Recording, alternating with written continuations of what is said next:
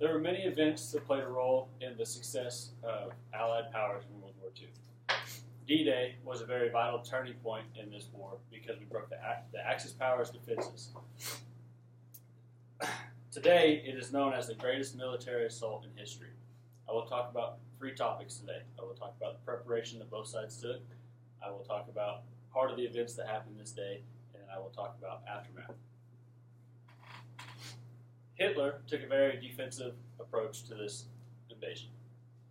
According to History.com, he appointed a man named Erwin Rommel, a highly praised general for the Germans, to be in charge of these offenses. He also ordered him to build a 2,400-mile fortification of bunkers, landmines, and land and water obstacles. The Allies did just the opposite.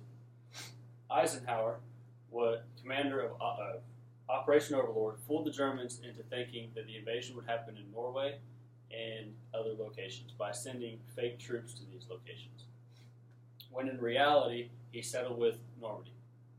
He settled with Normandy because of the proximity to great bases, to supply depots. It was suitable for amphibious operations, and it was very easy range for aircraft. So we've talked about the preparation that both sides took. We'll talk about part of the events that happened today. On June 5th, 1944, they were set for invasion. Due to bad weather, they had to set it back 24 hours, so June 6th ended up being the day of D-Day, the day of the invasion. They invaded 2 beaches on that day. They invaded Utah and Omaha. Omaha facing the heaviest resistance. This invasion was supported by American and foreign allies. Total 156,000 troops invaded the beaches that day. Alongside those troops were 5,000 ships and 13,000 aircraft. So we've talked about preparation, and we've talked about part of the events that happened that day. We'll now talk about the aftermath.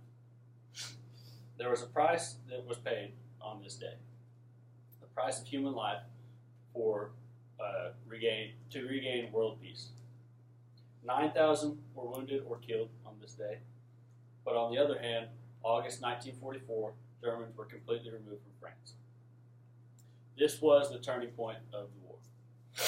This prevented Hitler from sending troops from this area to build his Eastern Front.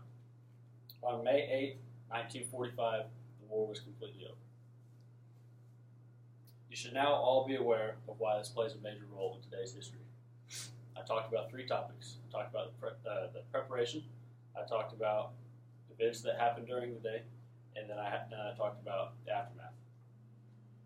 Like I said, to reiterate, this was a vital turning point in World War II. D-Day and the brave men that fought on this day shall never be forgotten.